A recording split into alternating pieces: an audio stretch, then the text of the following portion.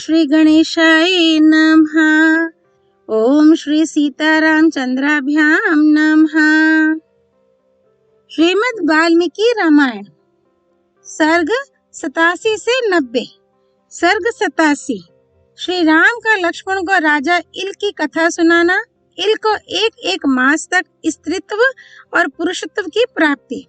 लक्ष्मण की कही हुई ये बात सुनकर बातचीत की कला में निपुण महातेजस्वी श्री रघुनाथ जी हंसते हुए बोले, नरश्रेष्ठ लक्ष्मण, वृत्रासुर का सारा प्रसंग और अश्वमेध यज्ञ का जो फल तुमने जैसा बताया है वे सब उसी रूप में ठीक है। स्वामी, सुना जाता है कि पूर्व काल में प्रजापति कर्दम के पुत्र श्रीमान इल बहालिक देश के राजा थे। वे बड़े धर्मात्मा नरेश थे। पुरुष ही वे महायशस्वी भूपाल सारी पृथ्वी को वश में करके अपने राज्य की प्रजा का पुत्र की भांति पालन करते थे। स्वामी रघुनंदन, परम उदार देवता, महाधनी दैत्य तथा नाग, राक्षस, गंधर्व और महामनस्वी यक्ष ये सब भयभीत होकर सदा राजा इल की स्तुति पूजा करते थे तथा उन महामना नरेश के रुष्ट हो जाने पर तीनों लोकों के प्राणी भय से थर्रा उठते थे।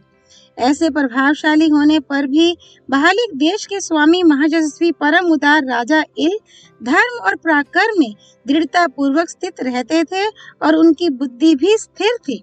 एक समय की बात है, सेवक, सेना और सवारियों सहित उन महाबाहु नरेश ने मनोरम चैत्र मास में एक सुंदर वन के भीतर शिकार खेलना आरंभ किया। राजा ने उस वन में सैकड़ों हजारों हिंसक जंतुओं का वध किया, किंतु इतने ही जंतुओं का वध करके उन महामनस्वी नरेश को तृप्ति नहीं हुई। फिर उन महामना इल के हाथ से नाना प्रकार के 10,000 हिंसक पशु मारे गए। तत्पश्चात वे उस प्रदेश में गए जहाँ महासेन स्वामी कार्तिकेय का जन्म हुआ था। उस स्थान में देवताओं के स्वामी दुर्जय देवता भगवान शिव अपने समस्त सेवकों के साथ रहकर गिरिराज कुमारी उमा का मनोरंजन करते थे। जिनकी ध्वजा पर वृषभ का चिन्ह सुशोभित होता है, वे भगवान उमा वल्लभ अपने आप को भी स्त्री रूप में प्रकट करके देवी पार्वती का प्रिय करने की इच्छा से वहाँ के पर्वतीय झरने के पास उनके साथ विहार करते थे। उस वन के विभिन्न भागों में जहाँ जहाँ पुलिंग नामधारी जंतु अथवा वृक्ष थे, वे सब के सब स्त्री लिंग में परिणत हो गए थे। वहाँ जो कुछ भी चराचर प्राणियों का समूह था, वह सब स्त्री नामधारी हो गया था। इसी समय कर्दम के पुत्र राजा इल सहस्त्रों हिंसक पशुओं का वध करते हुए उस देश में आ गए। वहाँ आकर उन्होंने देखा सर्प, पशु और पक्षियों सहित उस वन का सारा प्राणी समुदाय स्त्री रूप हो गया है। रघुनंदन, सेवकों सहित अपने आप को भी उन्होंने स्त्री रूप में परिणत हुआ देखा। अपने को उस अवस्था में देखकर राजा को बड़ा दुख हुआ। ये सारा कार्य उमा वल्लभ महादेव जी की इच्छा से हुआ है, ऐसा जानकर वे भयभीत हो उठे। तदनंतर सेवक, सेना और सवारियों सहित राजा इल जटाजूटधारी महात्मा भगवान नीलकंठ की शरण में गए। तब पार्वती देवी के साथ विराजमान वरदायक देवता महेश्वर हंसकर प्रजापति पुत्र इल से स्वयं बोले, कर्दम कुमार महाबली राजऋषि, उठो उठो। उत्तम व्रत का पालन करने वाले स्वामी नरेश, पुरुषत्व छोड़कर जो चाहो वह वर मांग लो। महात्मा भगवान शंकर के इस प्रकार पुरुषत्व देने से इनकार कर देने पर स्त्री रूप हुए राजा इल शोक से व्याकुल हो गए। उन्होंने उन सुरश्रेष्ठ महादेव जी से दूसरा कोई वर नहीं ग्रहण किया। तदनंतर महान शोक से पीड़ित हो राजा ने गिरिराज कुमारी उमा देवी के चरणों में संपूर्ण हृदय से प्रणाम करके यह प्रार्थना की, संपूर्ण वरों की अधीश्वरी देवी, आप मानिनी हैं, समस्त लोगों को वर देने वाली हैं। देवी, आपका दर्शन कभी निष्फल नहीं होता, अतः आप अपनी सौम्य दृष्टि से मुझ पर अनुग्रह कीजिए। राजऋषि इल के हार्दिक अभिप्राय को जानकर रुद्रप्रिया देवी पार्वती ने महादेव जी के समीप यह शुभ बात कही, राजन, तुम पुरुषत्व प्राप्ति रूप जो वर चाहते हो उसके आधे भाग के दाता तो महादेव जी हैं और आधा वर तुम्हें मैं दे सकती हूँ।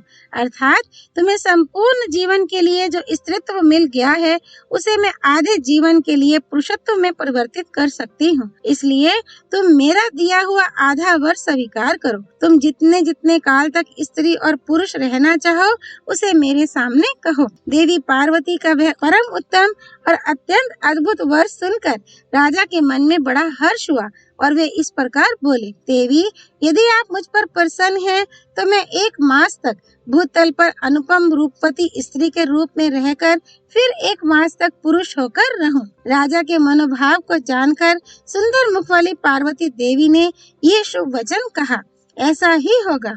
राजन, जब तुम पुरुष रूप में रहोगे उस समय तुम्हें अपने स्त्री जीवन की याद नहीं रहेगी और जब तुम स्त्री रूप में रहोगे उस समय तुम्हें 1 मास तक अपने पुरुष भाव का स्मरण नहीं होगा। इस प्रकार कर्दम कुमार राजा इल 1 मास तक पुरुष रहकर फिर 1 मास त्रिलोक सुंदरी नारी इला के रूप में रहने लगे। श्री वाल्मीकि निर्मित आर्ष रामायण आदि काव्य के उत्तर कांड में 87वां सर्ग पूरा हुआ। सर्ग 88 इला और बुद्ध का एक दूसरे को देखना तथा बुद्ध का उन सब स्त्रियों को किम पुरुषी नाम देकर पर्वत पर रहने के लिए आदेश देना। श्री राम की कही हुई इल के चरित्र से संबंध रखने वाली उस कथा को सुनकर लक्ष्मण और भरत दोनों ही बड़े विस्मित हुए। उन दोनों भाइयों ने हाथ जोड़कर श्री राम से महामना राजा इल के स्त्री पुरुष भाव के विस्तृत वृत्तांत के विषय में पुनः पूछा। प्रभु, राजा इल स्त्री होकर तो बड़ी दुर्गति में पड़ गए होंगे। उन्होंने वह समय कैसे बिताया और जब वे पुरुष रूप में रहते थे तब किस वृत्ति का आश्रय लेते थे? लक्ष्मण और भरत का वह कौतूहल पूर्ण वचन सुनकर श्री रामचंद्र जी ने राजा इल के वृत्तांत को जैसा वह उपलब्ध था उसी रूप में पुनः सुनाना आरंभ किया। तदनंतर उस प्रथम मास में ही इला त्रिभुवन सुंदरी नारी होकर वन में विचरने लगी। जो पहले उसके चरण सेवक थे वे भी स्त्री रूप में परिणत हो गए थे। उन्हीं स्त्रियों से घिरी हुई लोक सुंदरी कमल लोचना इला वृक्षों, झाड़ियों और लताओं से भरे हुए एक वन में शीघ्र प्रवेश करके पैदल ही सब ओर घूमने लगी। उस समय सारे वाहनों को सब ओर छोड़कर इला विस्तृत पर्वतमालाओं के मध्य भाग में भ्रमण करने लगी। उस वन प्रांत में पर्वत के पास ही एक सुंदर सरोवर था जिसमें नाना प्रकार के पक्षी कलरव कर रहे थे। उस सरोवर में सोमपुत्र बुद्ध तपस्या करते थे जो अपने तेजस्वी शरीर से उदित हुए पूर्ण चंद्रमा के समान प्रकाशित हो रहे थे। इला ने उन्हें देखा। वे जल के भीतर तीव्र तपस्या में संलग्न थे। उन्हें पराभूत करना किसी के लिए भी अत्यंत कठिन था। वे यशस्वी, पूर्ण काम और तरुण अवस्था में स्थित थे।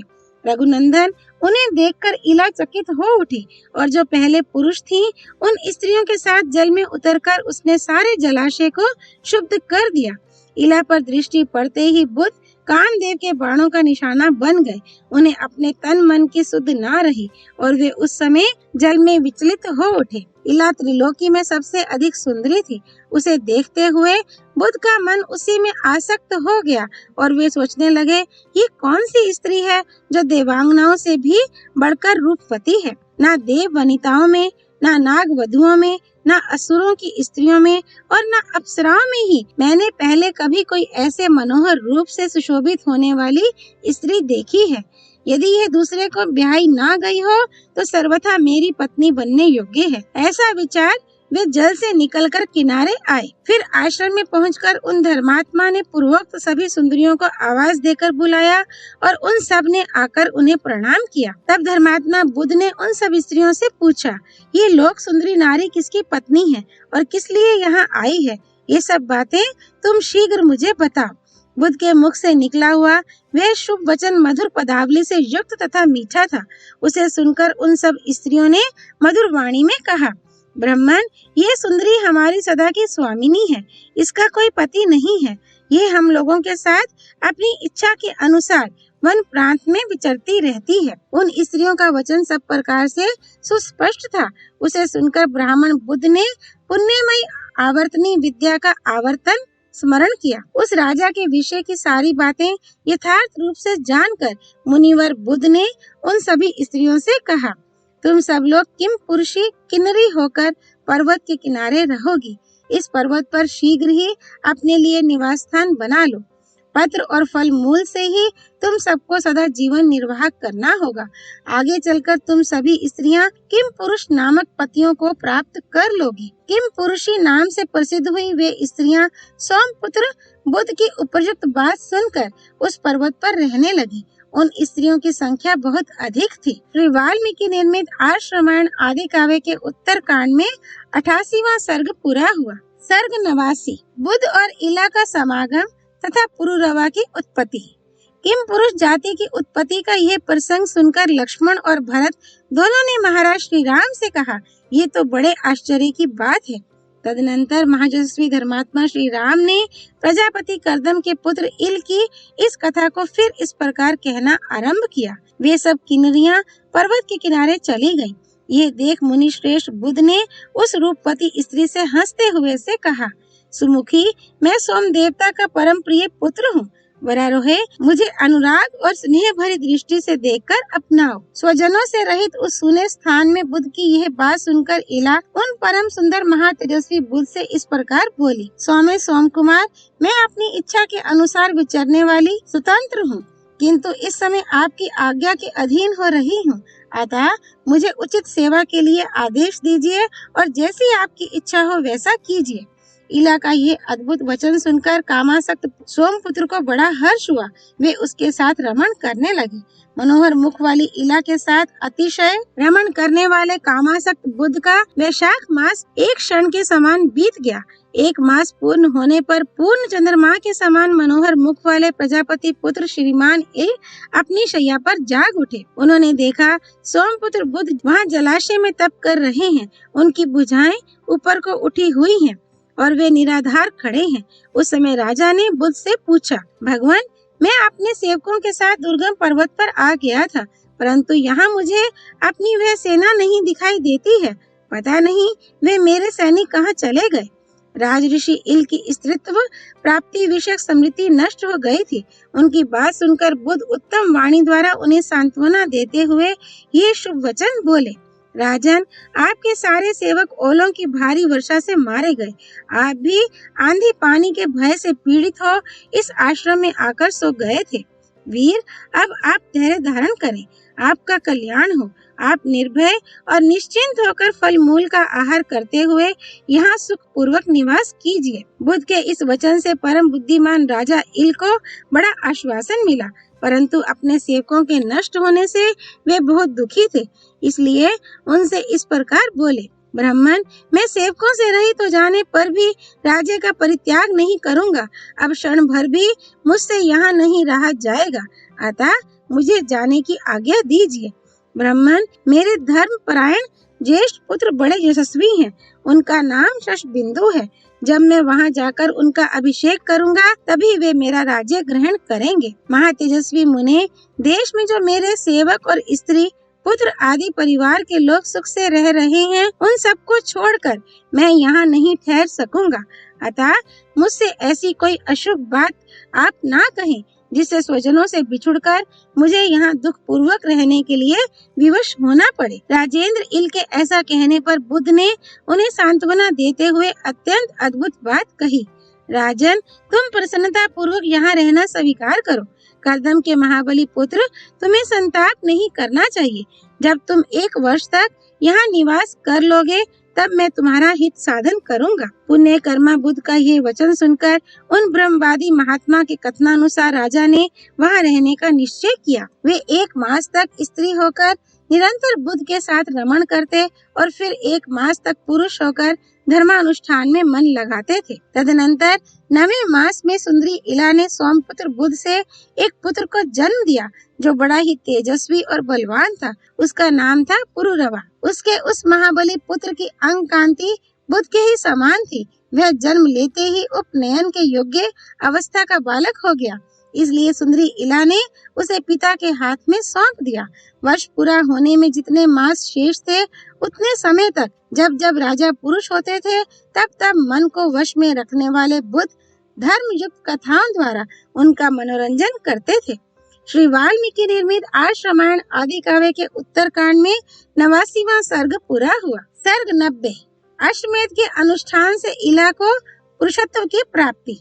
श्री रामचंद्र जी जब पुरुरवा के जन्म की अद्भुत कथा कह गए, तब लक्ष्मण तथा महायशस्वी भरत ने पुनः पूछा, नरश्रेष्ठ, सोमपुत्र बुध के यहाँ 1 वर्ष तक निवास करने के पश्चात इला ने क्या किया? ये ठीक ठीक बताने की कृपा करें। प्रश्न करते समय उन दोनों भाइयों की वाणी में बड़ा माधुर्य था। उसे सुनकर श्री राम ने प्रजापति पुत्र इल के विषय में फिर इस प्रकार कथा आरंभ की। शूरवीर, इल जब 1 मास के लिए पुरुष भाव को प्राप्त हुए, तब परम बुद्धिमान महायशस्वी बुध ने परम उदार महात्मा संवर्त को बुलाया। ऋगुपुत्र च्यवन मुनि, अरिष्टनेमि, प्रमोदन, मोदकर और दुर्वासा मुनि को भी आमंत्रित किया। इन सबको बुलाकर बातचीत की कला जानने वाले तत्वदर्शी बुध ने धैर्य से एकाग्रचित रहने वाले इन सभी सुहृदों से कहा, ये महाबाहु राजा इल प्रजापति कर्दम के पुत्र हैं। इनकी जैसी स्थिति है इसे आप सब लोग जानते हैं, अतः इस विषय में ऐसा कोई उपाय कीजिए जिससे इनका कल्याण हो। वे सब इस प्रकार बातचीत कर ही रहे थे कि महात्मा द्विजों के साथ महातेजस्वी प्रजापति कर्दम भी उस आश्रम पर आ पहुँचे। साथ ही पुलस्त्य, क्रतु, वष्टकार तथा महातेजस्वी ओंकार भी उस आश्रम पर पधारे। परस्पर मिलने पर वे सभी महर्षि प्रसन्नचित हो बहालिक देश के स्वामी राजा इल का हित चाहते हुए भिन्न भिन्न प्रकार की राय देने लगे। तब कर्दम ने पुत्र के लिए अत्यंत हितकर बात कही, ब्राह्मणों, आप लोग मेरी बात सुने, जो इस राजा के लिए कल्याणकारिणी होगी। मैं भगवान शंकर के सिवा दूसरे किसी को ऐसा नहीं देखता जो इस रोग की दवा कर सके, तथा अश्वमेध यज्ञ से बढ़कर दूसरा कोई ऐसा यज्ञ नहीं है जो महात्मा महादेव जी को प्रिय हो। अतः हम सब लोग राजा इल के हित के लिए उस दुष्कर यज्ञ का अनुष्ठान करें।